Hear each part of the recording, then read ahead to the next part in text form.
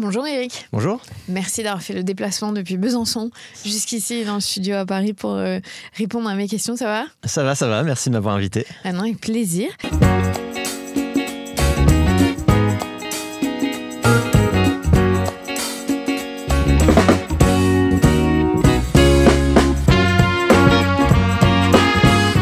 Alors, j'ai une première question. C'est que vous êtes éthologue. Oui. C'est ça. Et je ne sais pas ce que ça veut dire réellement, votre profession. Vous pouvez nous expliquer ? Alors ouais, j'ai fait un master d'éthologie, effectivement. Donc je suis éthologue. Donc l'éthologie, c'est l'étude du comportement animal. Donc ça va vraiment de tous les animaux, depuis les fourmis à l'homme, en passant par les crocodiles, les oiseaux, tout ce qu'on veut. Et donc ça s'intéresse au comportement de manière vraiment holistique. C'est une discipline qui est interdisciplinaire par nature. En fait, elle est basée sur ce qu'on appelle les 4 grandes questions de Tinbergen. Donc si vous prenez un comportement, vous pouvez faire ça avec vos enfants si vous voulez. Vous prenez un comportement et donc une première question, c'est la cause du comportement. Qu'est-ce qui déclenche le comportement ? Ça va être les causes internes, les aspects neurologiques, physiologiques, hormonaux, etc. Les causes externes, qu'est-ce qui a déclenché ce comportement ? C'est les stimulus dans l'environnement. Ensuite, une autre question, ça va être le développement de ce comportement. Comment il est apparu ? Est-ce qu'il est inné ? Est-ce qu'il est acquis ? S'il est appris, est-ce que c'est par imitation, émulation, facilitation sociale ? Et ensuite, une autre question, c'est à quoi il sert ce comportement ? C'est la fonction du comportement. Et puis la dernière question, elle est plutôt évolutionniste. C'est est-ce que ce comportement joue un rôle dans la survie ou la capacité reproductive de l'espèce, de l'individu ? Et si oui, quelles sont les pressions de sélection qui ont pu faciliter l'émergence de ce comportement ? Donc pour ça, on peut faire des études comparatives, comparer différentes espèces qui ont le même comportement ou faire des modélisations. Voilà. C'est ça l'éthologie, c'est vraiment... Quand vous m'avez dit vous pouvez faire ça avec vos enfants, je me suis dit, j'imagine bien de me dire quand ma fille prend les crottes de nez et se les mange, à quoi sert pour l'évolution ce comportement ? Vous devez rigoler des fois quand même sur certains. Ouais, il y a pas mal de sujets. Oui, c'est très varié. Ouais. Alors par contre, vous êtes éthologue, mais vous êtes intéressé, donc vous le disiez, l'être humain fait partie des animaux, mais vous avez commencé par un autre animal. Oui, alors j'ai fait ma thèse sur les grands singes non humains, parce que nous sommes aussi des grands singes, mais grands singes non humains. Donc j'ai travaillé avec les chimpanzés, gorilles, orang-outans au Muséum d'histoire naturelle, avec notamment Sabrina Krief, Marie-Claude Bomsel et Michel Saint-Jalm qui m'ont encadré sur cette thèse qui s'intéressait au comportement d'automédication chez les grands singes. Donc comment ils découvrent des plantes médicinales, parce que c'est un comportement assez risqué de prendre des plantes médicinales parce qu'on peut s'intoxiquer. Donc comment ils découvrent ces plantes, comment ils transmettent la connaissance de génération en génération. Donc pareil, mécanismes d'apprentissage individuels, sociaux, les stratégies d'apprentissage pour découvrir ces plantes-là sans s'intoxiquer. Et pareil, toutes les adaptations physiologiques, environnementales, etc. qu'il y a autour de cette question. Donc voilà, on abordait tous ces aspects-là, des aspects comme les 4 questions de Tinbergen, des aspects cognitifs, d'apprentissage, évolutionnistes, etc. sur ces questions. Ça va être passionnant, en vrai. Oui, j'ai pas vu le temps passer. Ouais. C'est super, c'est excellent. En plus, le sujet s'y prête bien parce que voilà, le comportement d'automédication, c'est risqué. Donc, on voit effectivement d'une espèce à l'autre des stratégies différentes. Je sais pas, les gorilles qui sont très costauds, qui sont herbivores, ils ont plein d'adaptations physiologiques pour tolérer beaucoup de toxines. Donc, eux, ils sont pas très peureux, ils testent plein de choses, ils goûtent plein de choses. À l'inverse, les chimpanzés, eux, vont être beaucoup plus, ce qu'on appelle néophobes, ils vont être beaucoup plus prudents avec des nouvelles plantes, de nouveaux aliments, ils vont vraiment les renifler, regarder, ils vont être beaucoup... Et dès qu'il y en a un qui va tester, on va voir, les autres vont commencer à l'observer. Qu'est-ce que tu fais ? Il va y avoir des biais aussi, des biais de prestige, alors des individus très dominants, très charismatiques. Dès qu'ils vont interagir avec une plante, tout le monde va les observer. Dès qu'ils font quelque chose de nouveau, tout le monde va les observer, vont regarder. Alors qu'il y en a d'autres qui sont beaucoup plus dominés, qui font aussi plein de choses très intéressantes, mais tout le monde s'en fiche. Donc on voit ces stratégies d'apprentissage social qui sont chouettes. Et puis les orang-outans font un peu de tout. Ils sont à la fois très curieux, en même temps ils échangent, ils se partagent aussi les nouveaux aliments. Ils se créent eux-mêmes des opportunités d'apprentissage social. Tiens, regarde, qu'est-ce que tu fais avec ça ? Ils vont se donner des choses. Voilà, et donc là aussi, il y avait des liens avec toute une littérature aussi sur les humains autour de la néophobie alimentaire, parce que les enfants aussi, des fois, ils peuvent être un peu difficiles avec la nourriture, ils peuvent être un peu, surtout si c'est vert, ou c'est possiblement toxique. Ils ont raison, il y a une base évolutionniste à ça, il faut faire attention à ne pas s'empoisonner. Mais voilà, du coup, ouais, c'était très chouette. Et comment est-ce que vous avez basculé pour aller étudier l'être humain et notamment la petite enfance et les bébés ? Ok, donc après ma thèse, en fait, j'ai fait un premier post-doctorat à l'université de Saint-Étienne, un laboratoire de biologie acoustique à Saint-Étienne, sous la direction de Nicolas Madvon, qui est donc un spécialiste de biologie acoustique.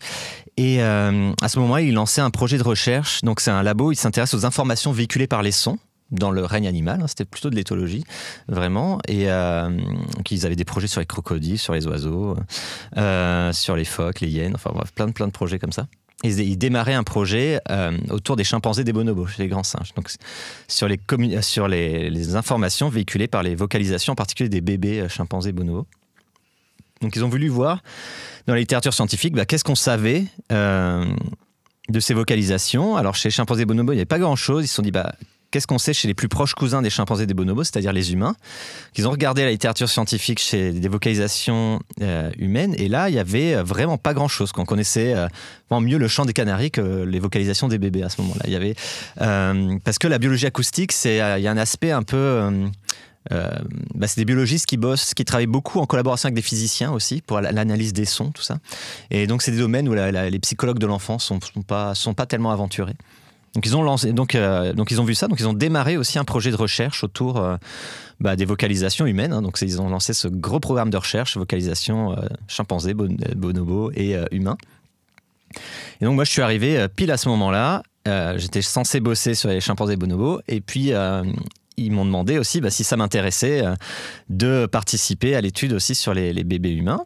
Alors il se trouvait que vraiment le hasard avait voulu que 2 semaines avant, avec ma compagne, on venait d'apprendre qu'on attendait notre premier enfant. Donc moi j'ai vu ça, c'est marrant comme signe du destin. Et puis j'avais vraiment concentré pendant 5 mois tous les cours que je devais donner à l'université, pour ensuite aller faire du terrain dans les zoos, faire de la collecte de données dans les zoos, et puis au Congo aussi, en Afrique. Et donc en fait j'avais du temps en parallèle de mes cours pour aller chez les personnes avec un micro, enregistrer leur bébé, enregistrer les vocalisations de leur bébé, ce qui me permettait à moi aussi de voir à quoi ça ressemblait un bébé avant d'avoir le mien. bonne idée. Donc voilà, c'était assez amusant de faire ça. Puis au bout des 6 mois, ce qui se passait, c'est que c'était la fin de grossesse pour ma compagne. Moi, j'avais plus du tout envie de partir en Afrique, aller enregistrer des grands singes, parce que j'étais à fond. J'étais un peu une caricature de nouveau papa. J'étais vraiment passionné par la grossesse de ma conjointe, et j'avais très très hâte. Moi j'ai toujours aimé les bébés, j'avais très très hâte d'être ça, donc j'avais plus du tout envie de partir. Donc on a réussi à ce qu'un autre étudiant reprenne un petit peu la partie terrain de ce projet. Et moi, j'ai continué à bosser du coup sur les bébés pendant les 2 années à Saint-Étienne. Donc comme ma première fille est née, du coup je l'ai enregistrée, elle est rentrée dans la base de données aussi. Et puis pendant 2 ans, on travaillait là-dessus sur les vocalisations, en particulier les pleurs des bébés, les informations véhiculées par les pleurs des bébés. Et c'est un programme de recherche qui continue. D'ailleurs, Nicolas Madvon, que je mentionnais, il a sorti un livre très, très récemment là, sur les pleurs des bébés. Donc c'est un programme de recherche qui continue, qui est très très riche. Ouais. Alors du coup, vous êtes intéressé à cette thématique-là, c'est ce 0-6 ans, ces années, ou 0-3 ans même peut-être, ces années charnières. Vous avez créé un site web pour les parents qui parle de science, qui est très factuel, sur ce qu'on sait, sur la connaissance qu'on a aujourd'hui des études. Et vous êtes donc surtout intéressé notamment à ces pleurs. Qu'est-ce que ça dit, les pleurs des bébés ? Est-ce qu'il y a des pleurs qu'on peut reconnaître, évidemment avec un son particulier qui veulent dire quelque chose? Qu'est-ce que vous avez appris de cette étude? Alors ouais, donc on a fait... Alors moi, pendant les 2 ans, on a exploré. Donc on a une première étude sur la signature individuelle du pleur. Est-ce qu'on peut reconnaître un bébé par son pleur? Est-ce que les parents ils sont capables, c'est ça? Voilà, exactement, de reconnaître un bébé. Alors c'est une question un peu classique en éthologie, parce que c'est classique. Il y a des espèces qui arrivent à très bien reconnaître, qui mémorisent très vite le son de leur bébé, par exemple, des espèces qui vivent en colonie, par exemple les phoques, les chauves-souris. Et, enfin, elles arrivent, il faut retrouver son bébé dans la foule, et donc elles ont une capacité comme ça de mémorisation très rapide de l'identité de leur bébé par le pleur. Et oui, donc on a fait des études comme ça. Donc on regardait les analyses acoustiques, donc vous voyez la signature individuelle du pleur. Oui, il y avait une signature acoustique pour chaque bébé. On pouvait avoir un algorithme qui catégorise bien les pleurs, qui identifie rapidement à qui appartient quel pleur. Après, on pouvait tester les parents. Alors les parents y arrivaient bien à condition de passer au moins 3-4 heures par jour avec leur bébé. Autrement, c'était un peu plus difficile, un peu plus laborieux. Donc les papas qui retournent vite travailler. Ouais, exactement. Alors avant, il y avait un peu dans la littérature cette idée d'instinct maternel, que les mères, elles y arrivent, mais pas les pères. En fait, nous, on a vu que c'était vraiment que de l'apprentissage. Donc on avait aussi des femmes qui travaillaient, qui reprenaient le travail, des businesswomen, et que c'était plutôt le papa qui gérait la maison. Et ces femmes-là, elles avaient un peu plus de mal aussi avec la reconnaissance. Donc voilà, il y avait des choses comme ça. On avait des études sur le niveau de douleur du pleur aussi. C'était un paramètre acoustique qui signale la douleur du pleur. C'est des pleurs collectés pendant des séances de vaccination. Voilà, il y a certains paramètres acoustiques qui permettent, qui sont associés à un peu plus de douleur. On avait des choses autour de la signature, des questions de genre aussi. Est-ce que les bébés garçons pleurent pareil que les bébés filles? Donc, alors non, c'est pas le cas, parce que la voix mue beaucoup plus tard. Mais par contre, quand on demandait à des gens de reconnaître, est-ce que vous pensez à écouter un bébé garçon, bébé fille, si c'était des bébés plus aigus, ils avaient tendance à dire que c'était des bébés filles, alors que ils pouvaient dire je sais pas, ils avaient ça comme option, mais les gens ont tendance à reproduire un petit peu. Une autre étude un peu intéressante, amusante, c'est pas très amusant en fait, intéressante, qui était autour des stéréotypes de genre. On faisait écouter des pleurs à des participants, on leur disait vous écoutez des pleurs de bébé-fille, est-ce que vous pouvez noter le niveau de détresse du pleur? Donc plus le pleur était aigu, plus on mettait un niveau de détresse élevé. Par contre, si on leur disait vous écoutez des bébés garçons, là on voyait, c'était sur une échelle de 1 à 7, et il y avait 1 point de plus pour les garçons. En fait, comme si les bébés garçons, si un pleur de bébé garçon, ça signale une détresse plus élevée. C'est parce que les bébés filles pleurent tout le temps, les filles. J'ai bien connu un garçon qui pleure, ça doit être. Il y avait ces stéréotypes de genre qui étaient reportés un peu sur la perception des pleurs. Voilà, il y avait des choses amusantes comme ça. Sinon, sur la question, est-ce qu'on peut identifier des pleurs, des pleurs de fatigue, des pleurs de faim, des pleurs de. Là, c'est plutôt non. La réponse est plutôt non. En fait, il y a des parents qui disent y arriver, mais c'est en général parce qu'on se sert beaucoup du contexte. On sait bien s'il vient de manger, ça va pas être un pleur de faim, quoi. Alors que s'il a pas mangé depuis 3 heures, on se dit ça va être, où il y a des moments où il y a une grosse journée, on va se dire ça va être un pleur de fatigue là, parce que en fonction de l'heure du jour, du contexte, de ce qu'on a fait pendant la journée, on peut identifier comme ça la cause du pleur, mais c'est pas les paramètres acoustiques du son sont pas très fiables. Je suis fatigué, c'est telle sonorité. Non, alors il y a des applis qui existent qui disent qu'a priori elles n'ont pas vraiment montré leur efficacité d'un point de vue scientifique. Alors ça veut pas dire que c'est pas possible. Peut-être que avec maintenant, les logiciels assez sophistiqués de machine learning, d'intelligence artificielle, si on entraîne la machine sur les pleurs de notre propre bébé, parce qu'en général, c'est fait sur des grandes bases de données, mais si on l'entraîne vraiment que sur notre bébé, donc il faudrait vraiment l'enregistrer le bébé dans chaque contexte, être sûr que là, c'est un pleur de faim, là, c'est un pleur de douleur, et on entraîne la machine sur notre bébé, peut-être ensuite, elle sera capable de trouver des patterns, de déterminer. Mais ça demanderait, d'avoir une appli et de l'entraîner sur notre bébé et de le faire régulièrement parce que le pleur change au fil du temps. Donc, c'est quand même compliqué. Oui, ma question, c'est surtout si nous, parents, on aurait pu être capables, en fonction de ce qu'on entend, de tout de suite savoir ça, c'est le pleur de ça, c'est le pleur de ça. En général, c'est grâce au contexte. C'est le contexte plus qui va nous éclairer que la sonorité du pleur. Et il y a peut-être un aspect vraiment important avec les pleurs, c'est que c'est les pleurs inhabituels qui doivent vraiment être inquiétants, on va dire. Si vous avez l'habitude de la manière dont votre bébé pleure, mais s'il pleure vraiment bizarrement, un pleur, je sais pas, vraiment rugueux, bizarre, ou un pleur très aigu, ou un pleur vraiment inhabituel, là, en général, ça peut signaler un souci. Mais pour savoir ça, encore faut-il connaître les pleurs habituelles de son bébé. Donc pour ça, il faut passer du temps avec. Donc on ne peut pas faire ça dans les premiers jours. Non, ça demande normalement un petit peu de Oui, ça demande un petit peu de pratique. Ouais. Oui. Parce que le pleur, c'est quand même quelque chose qui inquiète beaucoup les parents. On nous dit de manière générale, votre bébé il peut pleurer entre 3 et 4 heures, c'est normal, il ne faut pas s'inquiéter. Qu'est-ce qu'on sait de ça? Est-ce que l'intensité, l'amplitude, il y a des recherches qui ont montré que c'était trop, pas assez? En fait, c'est assez compliqué parce qu'il y a énormément de variabilité entre les bébés. C'est comme pour les questions du sommeil, hein, des bébés qui pleurent, qui dorment 8 heures par journée de 24 heures et des bébés qui dorment 20 heures. Les pleurs, c'est pareil. Il y a des bébés qui pleurent très peu et des bébés qui pleurent énormément. Alors ces coliques, ce qu'on appelle les coliques des bébés, déjà ils ne sont pas très bien définis dans la littérature. Des fois on dit des bébés qui pleurent plus de 3 heures d'affilée, pendant plus de 3 jours d'affilée. Il y a des espèces de règles comme ça, ouais, mais on a du mal à savoir exactement à quoi c'est dû. Donc il y a, ça a l'air d'être lié aussi à des situations de maturation cérébrale, parce que le bébé le nouveau-né, les bébés, ils ont un cerveau extrêmement immature. Hein. Le cerveau du bébé, il double de volume. C'est des millions de connexions à la seconde, hein, les 2 premières années de vie. Donc ça donne lieu à des personnalités différentes d'un bébé à l'autre. Il y a des capacités d'inhibition, des sensibilités très différentes d'un bébé à l'autre. Maintenant, sur les questions des coliques, on sait que c'est assez rare chez les chasseurs-cueilleurs, par exemple, les bébés qui pleurent. Vraiment beaucoup. Et dans les sociétés qui ont le même rythme de vie que nous, il y a plusieurs. Oui, c'est ça exactement. Ouais, qui ont gardé on une façon de vivre. Oui, exactement. En plus, qui reflète un peu plus qu'on a eu pendant des dizaines de milliers, des millions d'années. Et donc eux, quand on les étudie, on se rend compte que les bébés pleurent peu. Oui, exactement. Alors, et on sait expliquer? Alors, il y a plusieurs hypothèses. Alors, il y en a... déjà, ils sont allaités. Alors, pour les bébés qui ont du mal à digérer le lait artificiel, il y a ça. Il y a le fait qu'ils sont tout le temps dehors, donc on sait que les cycles jour-nuit, c'est d'être la lumière naturelle facilite la mise en place des cycles jour-nuit pour le bébé.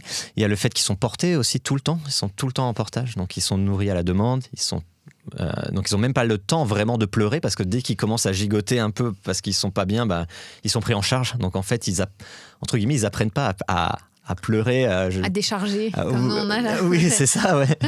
Les bébés à 18h qui les pleurs de décharge, ouais. De devoir pleurer à plus de 100 décibels pour avoir un peu d'attention. Bon, là, ces bébés, ils sont tout le temps dans les bras, donc ils sont pris en charge très rapidement. Mais on sait aussi que ces sociétés de chasseurs-cueilleurs, elles sont caractérisées par beaucoup de ce qu'on appelle le soin coopératif des jeunes.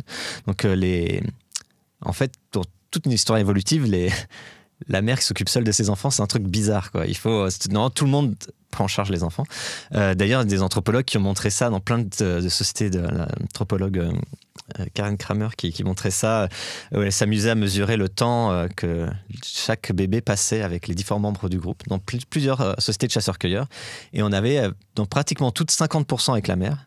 Et puis après, c'était dispersé entre les frères, les sœurs, les cousins, le papa, les grands-parents, les amis, tout ça. Et alors, elle s'est demandé pourquoi ce 50% tout le temps. Et en fait, c'est parce que c'est un peu le temps minimum, parce que la mère doit allaiter. Mais ensuite, dès qu'elle peut s'en débarrasser, dans toutes les cultures, dès qu'elle peut déléguer un petit peu, elle délègue. Donc là, c'est société de chasseurs-cueilleurs, ils font du portage tout le temps, mais c'est pas toujours la mère qui porte le bébé. Des fois, c'est les frères, les sœurs. Les bébés font partie vraiment de la communauté. Donc aussi, les gens ont l'habitude des bébés. C'est pas comme nous. En tout cas, moi, quand j'ai eu ma fille, j'avais jamais eu un bébé dans les mains avant. C'était un nouveau-né. Je savais pas. J'étais extrêmement maladroit. Je savais pas bien comment gérer ça. Et on voit, il y a des gens qui sont mal à l'aise avec les enfants, autour de nous, qui sont pas très à l'aise avec ça. Bon, dans ces sociétés-là, les bébés font partie intégrante. Tout le monde grandit avec des bébés. On voit les frères, les sœurs, les cousins, ils ont tout le temps un bébé dans les bras. Donc ça aide beaucoup, oui. Ça peut expliquer. Serait une explication dans leur capacité à se réguler aussi, parce qu'il y a tout le temps. Exactement, ils ont tout le temps de l'attention. Un adulte parce que être à 100% avec un bébé, c'est très fatigant. Donc aussi, on devient un peu défaillant en tant que figure d'attachement principale quand on ne fait que ça. Ça peut rendre fou ou folle. Ouais. Alors là, en fait, le bébé, il a un care qui est de qualité. Supérieur en fait en permanence. Ouais, exactement. Ouais. Il est toujours avec des gens qui en plus ont l'habitude des bébés. Ouais. Et qui sont contents de le faire sur le moment parce que c'est pas ça ne repose pas que sur eux. Exactement. Oui. Après, les sociétés de chasseurs-cueilleurs, c'est pas des sociétés capitalistes où il y a le réveil qui sonne à 6h du mat, enfin ils peuvent faire des siestes, ils peuvent faire voilà, il y a un mode de vie un peu plus flexible qui s'adapte plus facilement au rythme du bébé. C'est pareil, il n'y a pas d'attente sur il faut que le bébé fasse ses nuits. Parce que c'est pas grave s'il fait ses nuits plus tard, on fera une sieste, on peut déléguer le bébé, on peut déléguer les choses, c'est plus doux comme vie aussi. Oui, la notion du temps et la relation au temps est différente, plus tranquille. Donc ça ferait partie des paramètres. Et est-ce qu'il y a d'autres choses qui font qu'on sait pourquoi il y a des cultures où il y a moins de pleurs? Ils sont moins stressés en fait aussi. Oui, bien sûr, oui, ça absolument, oui, ça joue. Et c'est le stress, le soin. Maintenant, voilà, pour vraiment les bébés qui pleurent beaucoup, c'est vraiment les coliques des nourrissons. Il y a des parents qui vivent avec des boules caisses. Et ça reste assez mal expliqué. Il y a vraiment des cas de bébés vraiment de pleurs extrêmes où on voit que ça n'impacte pas tellement le métabolisme du bébé, dans le sens où il grandit, ça va, même si c'est coûteux de pleurer, mais bon, physiologiquement ça va, mais c'est juste des bébés qui pleurent énormément. Après, comme on voit chez les adultes aussi, il y a une grande variabilité. Il y a des gens qui parlent beaucoup, d'autres plus silencieux, d'autres beaucoup plus émotifs, beaucoup plus sensibles, et d'autres plus résilients, plus calmes. Donc oui, ça joue aussi. Oui. Il y a une question de tempérament aussi. Ouais, c'est ça. On a une loi, ça fait vraiment une loi normale, parce qu'on est une loi en cloche. Donc il y a des extrêmes, des bébés très très calmes et des bébés très très émotifs. Ouais. Parce que aussi quand on dit les pleurs liés aux coliques, c'est un peu fourre-tout parfois. C'est qu'on pense qu'ils ont mal au ventre, mais on n'est même pas sûr. Oui, tout à fait. Ouais. On étiquette ça sous les bébés. Oui, quand on dit les bébés coliques, c'est vraiment. C'est vrai que c'est associé au mal de ventre, mais en fait, c'est un nom fourre-tout. Et ça peut refléter plein d'autres soucis. Alors, notre principal souci quand on a des bébés, c'est qu'on ne comprend pas forcément leurs moyens de communication, parce qu'ils pleurent pour communiquer. Est-ce que les bébés peuvent pleurer pour nous manipuler ? Ah ouais, ça c'est la grande question. Ouais. Alors il faut savoir, en science, pour savoir si un comportement est manipulateur, il faut vraiment déjà s'il y a un coût associé à ce comportement, ça diminue les chances qu'il soit vraiment manipulateur, parce que ça va nous demander beaucoup d'efforts de le faire, donc on va pas le faire pour rien, quoi. Là, dans le cas des pleurs des bébés, pleurer c'est très coûteux pour un enfant, parce qu'ils peuvent pleurer à plus de 100 décibels, donc c'est d'un point de vue métabolique c'est très très coûteux, donc ils vont pas faire ça pour rien. En tout cas, les premiers mois, c'est sûr. À partir de 1 an, c'est possible qu'on peut-être l'enfant a pris de mauvaises habitudes ou a vu si je pleure comme ça, j'ai particulièrement beaucoup d'attention. À partir de 1 an, la question est un peu débattue dans la littérature. On voit des gens qui disent oui, c'est possible, d'autres non. Mais avant 1 an, en tout cas, c'est probablement pas le cas, parce que c'est trop coûteux pour l'enfant de pleurer. C'est vraiment s'ils peuvent éviter de pleurer, ils le feraient, quoi. Ouais.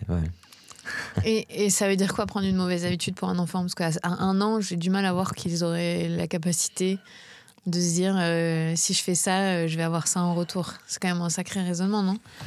Oui, non, c'est plus des conditionnements, quoi, qui auraient pu avoir lieu. Tiens, dès que je pleure, on me donne une sucette.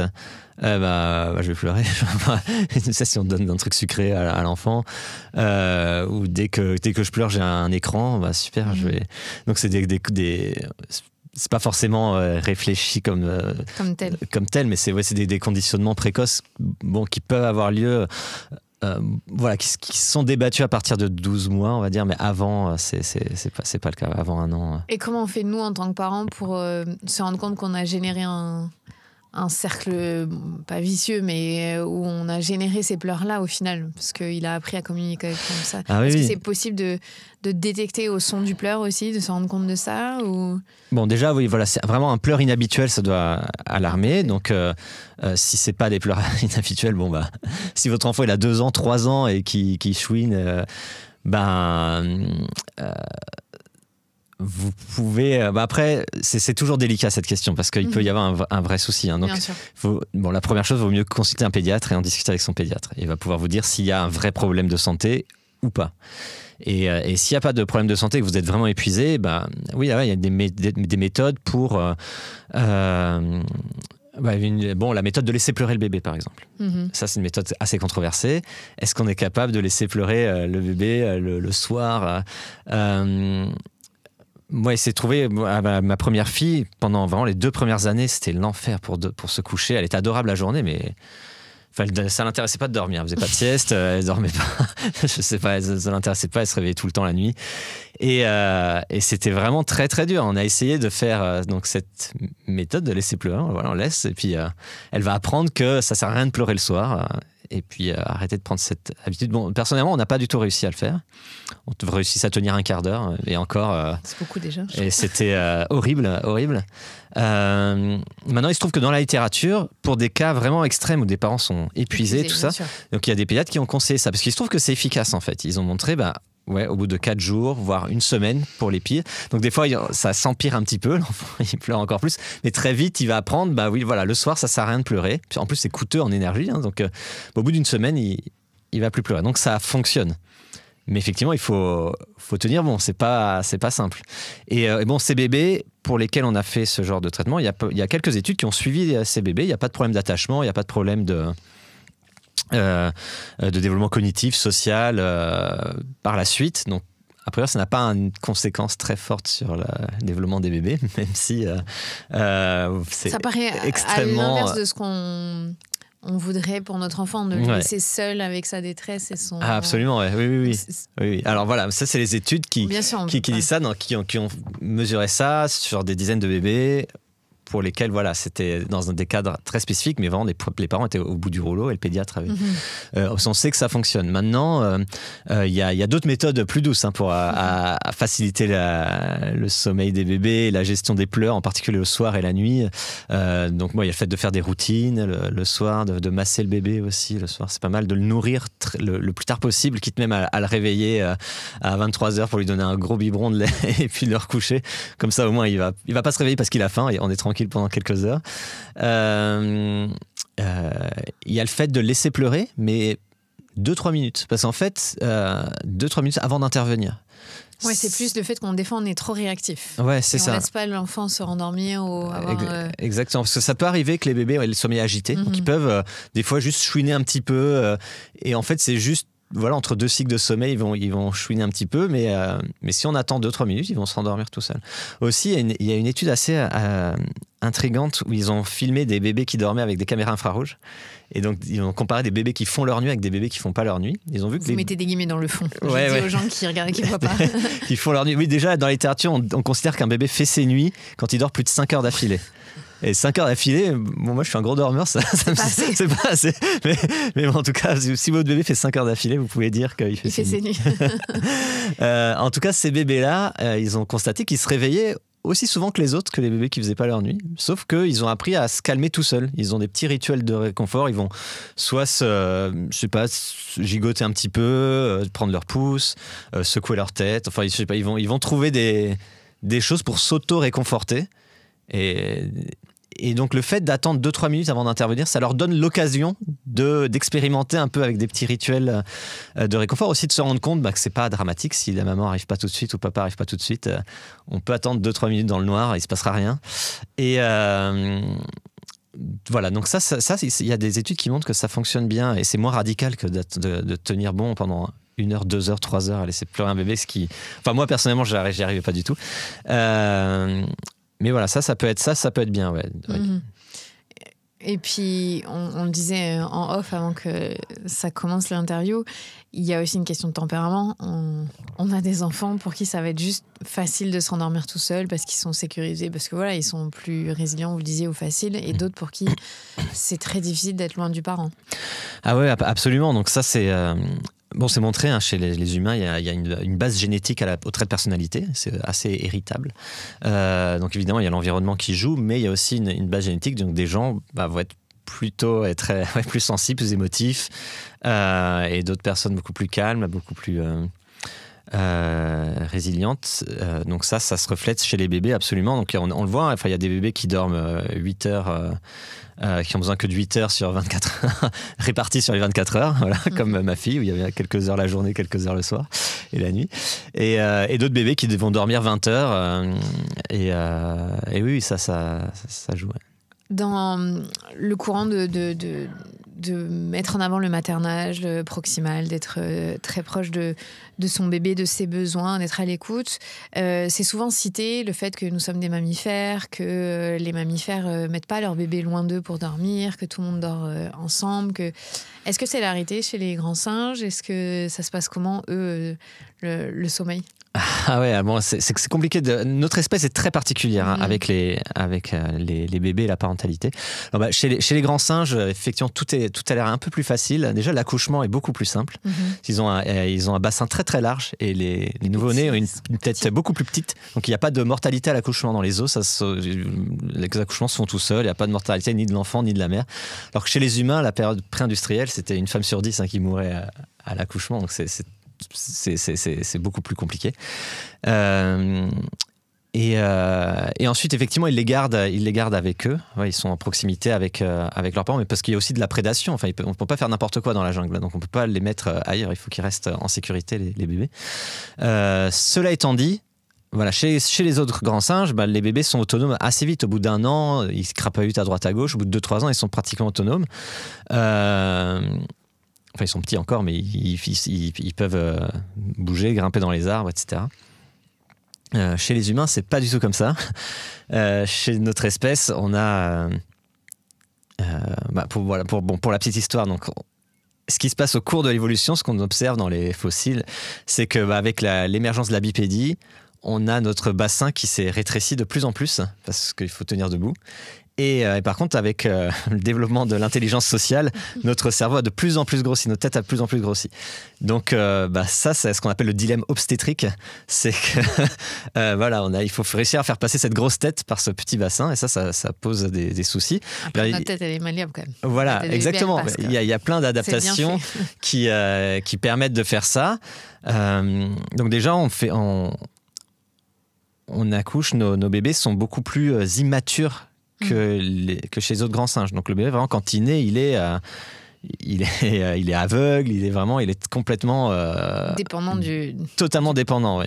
C'est pas comme, je sais pas, un bébé gnou qui il se met debout et puis au bout de 5 minutes il part faire la migration. Quoi. Ça marche pas comme ça. Nous, il nous faut 18, 21, 22 ans avant qu'il soit à peu près autonome. Donc, c'est différent. C'est très, très différent. Difficile de comparer. Oui, exactement. Ce genre de choses. Nous, on est des mammifères. C'est des appels à la nature aussi. C'est des choses qui sont pas très, très... c'est pas un argument très solide. Recevable dans le... C'est pas scientifique, c'est ça? Ouais, c'est ça. C'est pas recevable. Puis en plus, dans le cas de la parentalité, quel que soit le problème qu'on a, nous, il est très contextuel. Hein. Chaque situation familiale est différente. Chaque enfant est différent. Donc, aller dire, oui, chez les grands singes... ils accouchent et puis ils sont autonomes au bout de 3 jours. Oui, c'est très bien, grand bien leur face, mais nous, c'est pas ça.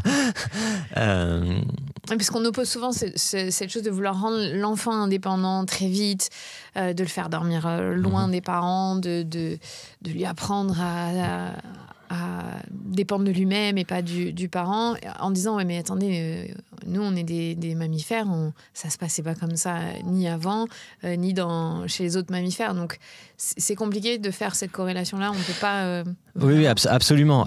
Donc non, c'est ça, enfin dès les premiers jours, enfin l'enfant il naît, voilà, il a assez d'adaptation avec les fontanelles pour permettre au crâne de se déformer, pour réussir à passer, et déjà là il y a une chance. Société pré-industrielle, avant la médecine moderne, il y avait une femme sur 10 qui mourait à l'accouchement, il y avait un enfant sur 2 qui arrivait à l'âge adulte. C'est très très compliqué, on a besoin d'entraide, on a besoin, dès les premiers jours, on a besoin de soins coopératifs. C'est pour ça que le soin coopératif, notre espèce est caractérisée par le soin coopératif des jeunes, ce qu'on appelle le cooperative breeding. Des fois, c'est traduit par élevage coopératif, c'est pas très joli. Je préfère dire soin coopératif. Et donc ouais, très vite il faut, et même dans nos sociétés modernes en fait, avec les familles nucléaires, il n'empêche qu'il y a des systèmes de crèches, de garderies, d'assistance, de maisons, d'associations, etc. pour aider les parents, parce que c'est très très compliqué. On n'est pas fait pour élever un enfant tout seul, hein. Ça très clairement. Et d'ailleurs toutes les études montrent que d'avoir un réseau d'attachement sécure pour le bébé, mais aussi pour la maman, c'est déterminant pour toutes les questions de dépression postpartum, de problèmes d'allaitement, de développement de l'enfant, etc. C'est absolument déterminant. Cette volonté de dire il faut que l'enfant il soit autonome, il faut qu'il ait sa chambre très très tôt. Bon, ça c'est très culturel, hein, c'est nos cultures modernes qui... Voilà, il faut qu'on soit des self-made people, quoi. Donc, sauf que ce que vous dites, on n'est pas fait pour ça. Bah, à la base, on n'est pas fait pour ça. Ouais. Non. Même le plus grand self-made man du monde, les 3 premiers jours, il avait besoin de ses parents. Il avait besoin de ses parents, il avait besoin de médecins pour l'accoucher, et il avait besoin de nounous, et il avait besoin de tout ça. On n'a pas toujours besoin de médecins pour accoucher. J'ai accouché à la maison. On peut aussi savoir faire ça de manière moins médicalisée. C'est pas obligatoire. Pour la petite anecdote, ma deuxième, je l'ai fait à la maison. C'était pas voulu, mais il a fallu que je gère tout seul. Oui, c'est possible. Absolument. Oui, absolument. Oui. C'est la maman. Oui. Elle, c'est elle qui a fait tout le travail. Moi, j'étais à la réception. Mais on est capable. C'est possible. Oui, c'est possible. Avoir choisi moi d'accoucher à la maison, c'est possible. Vous avez écrit un livre qui s'appelle La science au-dessus du berceau, qui est là si vous êtes à regarder sur YouTube. Pourquoi est-ce que vous avez voulu transposer tout ce que vous avez appris ou même fait comme expérience dans un livre où je le précise, parce que dans tout ce que vous écrivez, il n'y a pas de conseils. Vous n'êtes pas du tout en disant ça c'est le mieux, ça c'est le moins bien. Vous êtes vraiment assez factuel. Ouais. Oui. C'est ça. Donc quand j'ai eu ma petite, très vite, on a été submergé de conseils. Il faut faire ci, faire ça. Et en plus, c'est ça, elle avait des problèmes à s'endormir. Donc, on a eu le droit, et puis elle pleurait le soir, etc. Et on a eu le droit à tout. Tous les messages, parfois contradictoires, et très souvent quand même dit de manière... très péremptoire, je dirais. Ah oui, non, mais elle te manipule. Ou ah non, mais c'est le lait, probablement le lait. Ah, mais c'est peut-être le lait matin, il faudrait que tu fasses au biberon. Ou ah non, il faut faire du cododo. Non, ça doit être les dents. Peut-être c'est trop de sucre. Peut-être si la mère, elle boit du café. Ah, peut-être c'est dans le lait. Ou bref, on a eu plein de messages à droite, à gauche. On était un peu paumés au milieu de tout ça. Et moi, c'est vrai que ma formation scientifique me rend un petit peu allergique dans ma vie de tous les jours aux affirmations dites de manière péremptoire comme ça. Je préfère, on dit à mon avis, même dans les publications scientifiques, hein, c'est toujours les formulations sont toujours cette étude suggère que, ces données suggèrent que, dans la plupart des cas peut-être. On est toujours là-dessus parce que la science est probabiliste, hein, donc. Compte tenu de ce qu'on sait, voilà ce qui est plus probable, mais peut-être qu'on se trompe. Donc je cherchais d'autres sources d'informations et aussi donc on a lu plein de bouquins de pédiatres, etc. Et là aussi, c'était assez prescriptif, assez péremptoire et aussi et parfois même très rigide. À tel âge, il faut qu'elle sache faire ci, à tel âge, il faut que il y a des étapes et pas de sources scientifiques. Et ça, c'est ma déformation professionnelle. Moi, je me demande, mais ok, c'est quoi la source ? Est-ce qu'il y a des études qui ont montré ça ou pas ? Ou est-ce que c'est juste votre impression ? Parce que nous, les humains, on est très très forts à l'auto-persuasion. On peut se persuader et être très sûr de nous pour plein de choses. C'est comme ça qu'on a pratiqué la saignée pendant 3000 ans. Tous les médecins disaient que c'était génial de pratiquer la saignée. Avec le recul, on se dit, mais c'était un peu débile de vider une personne malade de son sang. Mais pendant des milliers d'années, on a dit que c'était génial et on s'est auto-persuadé que c'était super. C'est pour ça qu'on a besoin d'études scientifiques, parce que notre intuition, c'est pas ultra fiable comme méthode. Avec cette méthode-là, on arrive tous à des conclusions différentes. Donc voilà, il faut être humble, peut-être on peut se tromper. Et donc c'est ça. Alors il se trouve qu'avec mes recherches sur les pleurs des bébés, et puis ensuite après ça j'étais au Québec pendant 2 ans dans un labo de neurosciences sur les bébés. Donc on s'intéressait au développement de la cognition sociale chez les bébés. Donc j'avais le nez dans la littérature scientifique des bébés. On écrivait des articles scientifiques. Et à un moment, il y a 2 neurones qui se sont connectés. Et je me suis dit, mais en fait, il doit y avoir de la littérature scientifique sur tous ces problèmes de sommeil de bébé sur lesquels je travaille. En plus que je bossais là-dessus, mais je sais pas, j'ai pas pensé à regarder. C'est le daddy brain. Ah oui, c'est ça. Et donc j'ai commencé à regarder les méthodes pour faciliter le sommeil des bébés, méta-analyse, revue de littérature sur des bases de données comme PubMed ou Google Scholar, c'est un peu les Google des scientifiques. Et en fait, je me suis rendu compte qu'il y avait plein de choses. En fait, il y avait plein de choses qui sortaient. Mais elles sont en anglais aussi. Hein. Elles sont en anglais. Souvent, elles sont en anglais, oui. Et donc, j'ai commencé à dévorer ça. Je me suis dit, regardez, il y a des informations fiables qui n'étaient pas présentes dans les autres bouquins que j'avais lus. carré, nuancé. Donc j'ai commencé comme moi j'aime bien. Bon, c'est vrai que j'aime bien lire des publications scientifiques et écrire ça. Ça c'est moi qui suis un peu bizarre, mais donc j'ai commencé à dévorer un petit peu tout ça. Et puis automatiquement on sent le besoin de partager. Qu'on se dit mais il faut ça manque là. Il y a vraiment un gap. Puis j'avais de l'empathie pour les autres parents pour avoir vraiment souffert du manque de sommeil. Parce que il y a ça aussi, c'est que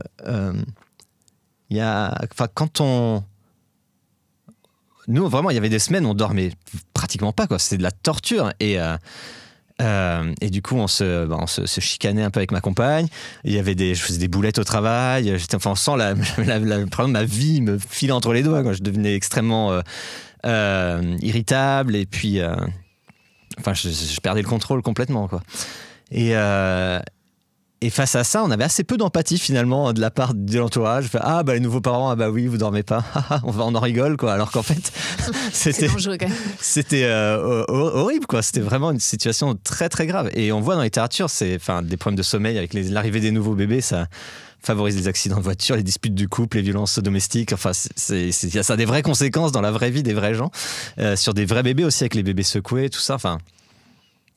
Donc, il ne faut pas prendre ça à la légère. Et donc, il y a toute cette littérature scientifique qui est disponible et elle n'était pas vulgarisée. Il y a 15 000 vidéos sur YouTube qui vont vulgariser la théorie de la relativité d'Einstein, par exemple. C'est fantastique, c'est fabuleux, c'est très bien. Moi, j'adore ces vidéos. Mais pour, faciliter le sommeil de l'enfant, par exemple, ce serait bien que ces recherches-là soient vulgarisées aussi. Donc j'ai commencé à regarder. Alors il y avait quelques blogs qui commençaient à apparaître dans les milieux anglo-saxons qui disaient vraiment blog Parenting Science de Gwen Dewar. Il y avait des livres aussi, des livres qui sortaient, Science of Mom de Alice Callahan ou les livres d'Emily Oster aussi. Bref, des chercheuses américaines, anglo-saxonnes qui commençaient à vulgariser sur ces choses-là. Et du coup, comme passe-temps, j'ai commencé, quand je trouvais une revue de littérature, à en faire des petits résumés en français sur un site. Puis petit à petit, j'en ai fait de plus en plus. Et puis, j'ai reçu un peu des commandes aussi. Tu devrais étudier ça. Est-ce qu'il y a ça aussi? Puis il y a des questions qui émergeaient. En discutant avec d'autres parents qui venaient au labo, parce que du coup j'étais dans ce labo de neurosciences, les parents venaient avec leur bébé et puis ils avaient des questions. Tiens, est-ce que c'est vrai qu'il y a de l'arsenic dans le riz? Est-ce que c'est vrai? Ou il y a du mercure dans le poisson? Du coup, mais on nous dit de manger du poisson parce qu'il y a des oméga 3. Comment on fait? Est-ce que vraiment les ondes électromagnétiques c'est dangereux pour le bébé? Est-ce que les vaccins, trop de vaccins trop tôt? Est-ce qu'il y a des recherches là-dessus? Et puis ok. Alors à chaque fois je regardais. Et en fait c'est pas très très dur. Il suffit de taper quelques mots clés, revue littérature, méta-analyse. On a vite des articles assez fiables, assez récents qui sont publiés, qui font un peu l'état des lieux de ces questions, très très sourcés, très référencés, faits par des scientifiques sans conflit d'intérêt sur ces questions. Donc le blog à gagner en contenu petit à petit. Et donc vous avez dit on va tout condenser dans le livre. Oui, c'est ça. Au bout de quelques années, on m'a conseillé m'a dit tiens, t'as tellement de contenu, il faudrait que tu puisses le valoriser avec un livre. Donc j'avais contacté les éditions Max Milo, ils m'ont dit c'est une super bonne idée, on peut faire ça. Donc voilà, il est là sous forme de bouquin. Mais sinon, la plupart des articles sont en ligne aussi sur le blog sciencepourparents.fr. Qu'est-ce qui vous a le plus surpris dans toutes les recherches que vous avez égrenées, tout ce que vous avez résumé? Ce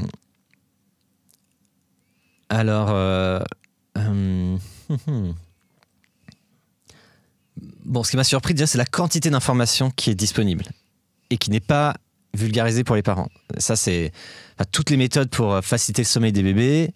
Il y en a, on sait qu'elles sont plutôt efficaces, d'autres elles sont controversées et d'autres on sait qu'elles marchent pas. Et faudrait être clair sur ça. Mais c'est pareil pour les recherches sur, je sais pas, les styles parentaux, la fessée, la discipline, faciliter la propreté de l'enfant ou sur les vaccins, par exemple. Les vaccins, il y a plein d'inquiétudes sur les vaccins. Est-ce que tel vaccin, il paraît que ça donne l'autisme, il paraît que ça donne la maladie d'Alzheimer, ou tel vaccin, peut-être que c'est mieux d'attraper la maladie naturellement plutôt que de se vacciner, ou peut-être que c'est mieux... Et en fait, il y a des études là-dessus, on peut regarder, ça a été fait, il suffit de regarder la littérature.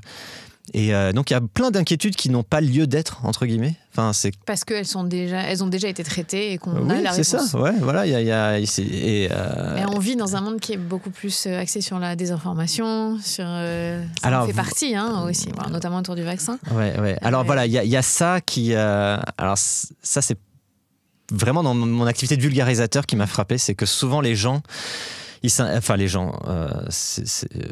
j'en fais partie aussi, nous avons tendance à nous intéresser aux résultats scientifiques que pour vérifier si ça confirme nos intuitions ou pas. Et si ça confirme ce qu'on pensait déjà, on va dire il y a telle étude qui a montré que... Et si ça confirme pas, on se dit ouais, mais ça, ces études, de toute façon, ils sont déconnectés ou ça s'applique pas aux scientifiques, ils ont des conflits d'intérêts. Et on va balayer d'un revers de la main. Et ça, c'est pas une bonne attitude. La bonne attitude, c'est d'être assez humble par rapport à nos croyances, nos intuitions. Et voilà, il y a cette étude, peut-être je peux nuancer ma croyance sans forcément changer d'avis complètement, mais dire je suis peut-être pas si sûr que ça. Effectivement, il y a des études qui montrent que c'est peut-être pas le cas. Donc, typiquement sur le sommeil, on peut être contre laisser pleurer son bébé et avoir la notion de ce que vous avez dit, que les études sur le long terme, pour l'instant, n'ont pas montré que ça posait de problèmes majeurs sur les enfants qui ont pleuré. Ouais. Et être contre. Alors, laissez pleurer les bébés le soir, pour faciliter l'endormissement. La journée, il faut s'en occuper quand même. Et sur des bébés qui, très particulièrement, qui ont vraiment de mal et qu'on est à bout nous-mêmes. Ouais. Non, mais ça en fait partie. Absolument. Oui, absolument. Ne pas être obligé de dire, comme ça n'a pas été éprouvé, je change complètement d'approche et je suis d'accord avec ça. Mais c'est pas facile d'avoir de la nuance dans la parentalité aussi. Non, c'est vrai. Alors, donc, c'est la raison aussi pour laquelle j'ai écrit ce bouquin. Vraiment, je voulais essayer de ne pas être péremptoire du tout et normatif. Voilà les données. Dans chaque situation familiale est unique. Vous faites ce que vous voulez vous évaluez les coûts-bénéfices pour vous, pour votre communauté, pour votre bébé. Chacun, on fait tous de notre mieux. Donc, et je sais bien que c'est compliqué. Mais voilà ce qu'on sait. Ce qu'on sait. Maintenant, au moins, vous pouvez prendre vos décisions en connaissance de cause. Alors, des fois, la réception était... critique. Des fois, j'ai des parents qui m'ont dit mais moi j'ai envie qu'on me dise quoi faire. Pour me déresponsabiliser, je sais pas, moi je consulte un livre où j'ai envie qu'on me disse quoi faire, qu'on me donne des ressources. Et moi je fonctionne pas comme ça. Je cherchais pas. Je crois qu'il y a plein de bouquins qui vont vous expliquer quoi faire. Là, j'ai cherché à produire un petit peu autre chose. Ouais. D'ailleurs, ça m'a beaucoup surprise. Je vais être très honnête, quand j'ai parcouru votre site et quand je regardais, sur les 3/4 des sujets, je trouve ça hyper normal. Mais sur la fessée, ça m'a perturbée de ne pas avoir clairement il faut pas le faire. Parce que vous montrez les études qui montrent que c'est pas bon. Oui, il faut pas le faire. Vous n'êtes pas du tout à dire c'est une méthode d'éducation, on le sait avec mais dans plein de ressources dans lesquelles moi je peux avoir accès sur ce type de sujet, c'est clair, net, avec du jugement, mais pour le bien de l'enfant, je ne juge pas non plus. Et c'était une des premières fois où j'ai été face à quelqu'un qui donne des faits scientifiques, mais sans avoir vraiment cette approche de dire en fait, ne le faites vraiment pas juste parce que... vous voyez ce que je veux dire? Oui, tout à fait. Il y a deux chapitres pour lesquels ça a été difficile de ne pas être dans ce truc-là. Ouais. Et j'ai essayé de ne pas le faire. Mais effectivement, la question de la fessée et la question des vaccins. Pour les vaccins, pareil, je montre pour chacun qui étude, il y a des études, voilà.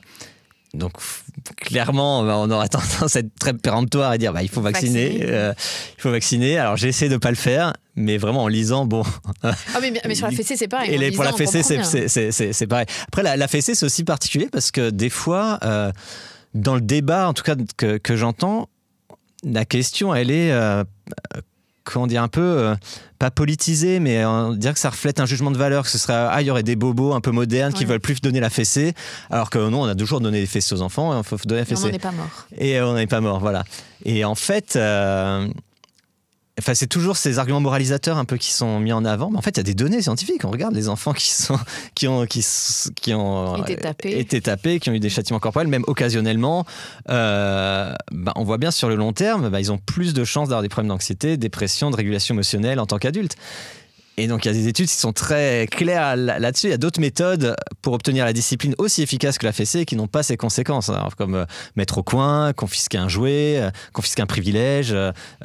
Si c'est avec des ados, évidemment, on ne peut pas les mettre au coin, mais on peut confisquer un téléphone, couper Internet. Enfin, il y a des moyens, il y a d'autres moyens que des châtiments corporels.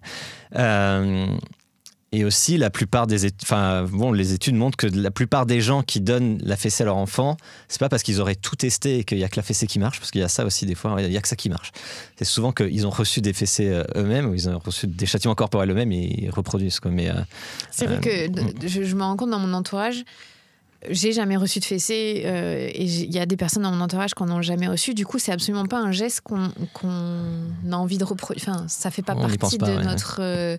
Je dis pas quand on est à bout. Hein, pour moi, il y a vraiment une différence sur les gens qui ont craqué une fois parce que peut-être ils n'ont pas dormi depuis des semaines et qu'ils peuvent plus et ça leur a échappé quelque part, et d'autres qui pensent que c'est un mode d'éducation. Là, il y a vraiment absolument. Oui. Et quand on sait que fonctionner avec ce mode d'éducation, c'est là où on connaît les études qui montrent que c'est délétère pour le bien-être de l'enfant. Absolument, oui. Bon, et au-delà de ça, ça ne respecte pas les droits de l'enfant. Accessoirement, oui. Il y a plein d'autres choses qui rentrent en compte. Mais c'est vrai que ça m'a surprise parce que je suis tellement, je pense, habituée à lire des gens qui défendent les enfants et qui défendent leur bien-être et qui sont très clairs sur il ne faut pas. Que quand on lit, c'est juste les études, je vous montre. Non, peut-être c'était une erreur. Hein. Peut-être pour ces sujets tellement importants comme les vaccins et les enfants, il faut être extrêmement péremptoire, extrêmement catégorique. Et peut-être que j'ai tort d'avoir formulé ça de cette manière. Je peux entendre des critiques, mais c'était ce que j'avais. J'étais parti là-dessus à ce moment-là. Mais en tout cas, dans le livre et sur votre site, c'est bien écrit que les études. A priori, c'est une mauvaise idée. C'est pas la meilleure façon de faire. Mais je trouve que c'était intéressant ce que vous disiez, que ce qui vous a le plus marqué, c'est à quel point on va s'accommoder de ce qui nous arrange dans la parentalité, et que c'est vous-même, vous avez dû faire ça aussi, des fois faire le tri, de dire j'aurais plus cru ça, mais au final je me rends bien compte que cette étude-là montre l'inverse, et donc oui, bien sûr. Sur quoi comme thème? Alors il y a des choses, je me suis rendu compte après coup que fallait pas le faire. Par exemple, quand ma fille dormait pas du tout, les quelques fois où elle dormait, même pendant la journée, qu'elle faisait une sieste, je fermais les rideaux, je la mettais dans le noir, pas de bruit du tout, même si c'était une sieste la journée. Et en fait, on conseille plutôt de laisser vraiment l'enfant exposé à la lumière, même pendant les siestes, pour que il se régule mieux. Et puis comme ça, même s'il sa sieste n'était pas très reposante l'après-midi, tant mieux, il dormira mieux la nuit du coup. Et il y a des choses comme ça. Les questions de cododo aussi, au début, on voulait faire beaucoup, on était un peu idéaliste. On va faire du cododo avec le bébé, ça va être génial. Et en fait, déjà, je gigotais trop, c'était pas possible, c'était compliqué. Et puis, il y a des études qui montrent aussi que le cododo, ça retarde en fait la mise en place des nuits, parce que l'enfant, il prend l'habitude d'être avec les parents, d'avoir de la stimulation. Donc, en général, les enfants vraiment qui font du cododo, vraiment, je parle pas d'un lit d'appoint ou qui sont, ils commencent à faire leur nuit beaucoup plus tard, vers 3-4 ans. Enfin, donc ça aussi, c'était pas une très bonne idée. Par contre, on recommande le cododo jusqu'à 6 mois pour éviter la mort subite du oui, tout à fait. Oui, tout à fait. Alors, vous parlez pour plus tard. Ouais, je parle pour plus tard. Après, le cododo, il faut quand même faire attention parce qu'on peut toujours écraser le bébé, donc il y a de la sécurisation. Il y a de la sécurisation. Il y a des dispositifs qui existent, même juste un lit d'appoint, qui est collé au lit. Bon, il faut faire attention avec ça, mais du coup, ça les aide pas en fait. Pour faire leur nuit pour après, c'est. Parce qu'en fait, on reste sur le mode chasseur-cueilleur, c'est ça. Et alors voilà, chez les chasseurs-cueilleurs, ça marche très bien. Ils s'en fichent qu'ils font leur nuit à 4 ans. Ils ont pas le réveil qui sonne à 6h du mat, et puis ils peuvent faire une sieste l'après-midi. C'est correct, quoi. Ouais. Puis ils dorment pas toujours avec leurs parents. Ils font le cododo avec les grands-parents. Ils font le cododo avec d'autres personnes.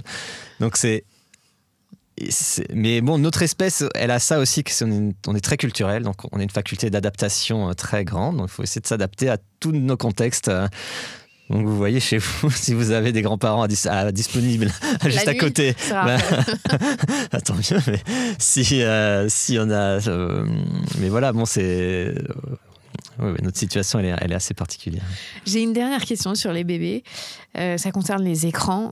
Je sais que vous travaillez beaucoup sur cette thématique, mais avec les plus grands, avec les plus de 6 ans, sur l'éducatif. Mais sur les bébés, est-ce que là, il y a beaucoup de...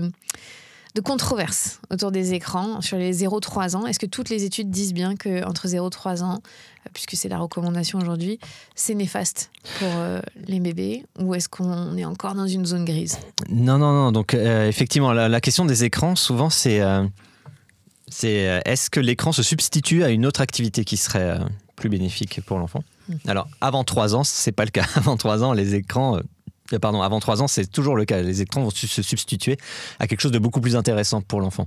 Donc ça va être néfaste. Alors c'est surtout en fait avant 2 ans, dans la littérature scientifique, je pense qu'ils prennent une petite marge pour être sûr. Pour être sûr.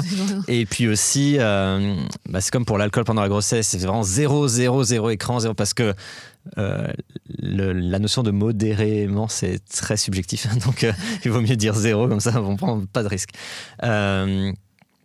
Après, par contre, voilà, on peut avoir des écrans. Donc là, j'ai rejoint une chaire de recherche sur le numérique éducatif, et donc on voit des dispositifs qui peuvent être bénéfiques pour les enfants, même dès la maternelle. Donc là, je travaille avec des enseignantes de maternelle qui utilisent les écrans pour. Là, j'ai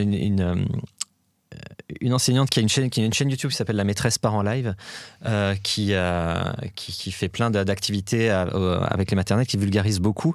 Et elle me disait qu'elle avait testé une plateforme pour échanger avec une école au Rwanda, une école avec un prof français au Rwanda. Et donc les élèves à la campagne, vraiment au fin fond de la Bretagne, et les élèves rwandais prennent des photos, prennent des vidéos, mettent ça sur la plateforme, échangent.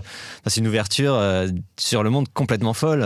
On n'avait pas ça il y a encore quelques années, donc c'est fou. Là, on a des projets de recherche avec le programme de recherche Next qu'on a à l'université de Marie-Louis Pasteur à Besançon.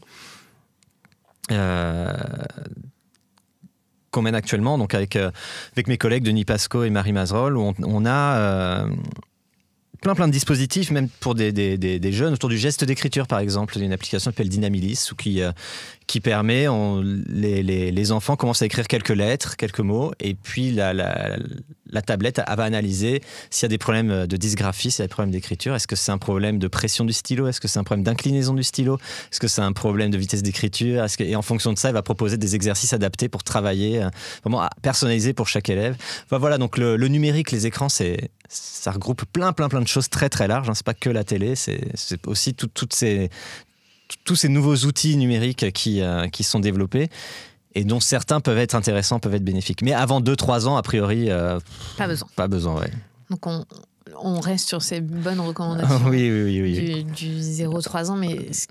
On peut le voir dans la rue, c'est pas toujours respecté. On voit des enfants sur des petits smartphones dans la poussette, on voit au restaurant. On en voit. Ouais. Après, pour nuancer peut-être, quand on a plusieurs enfants, qu'on est crevé le soir, qu'on n'en peut plus, le bien-être des enfants est assez bien corrélé au bien-être des parents aussi. Donc, si on peut les mettre 1 heure devant un dessin animé pour souffler un coup, faire à manger, vous faire à manger, prendre une douche.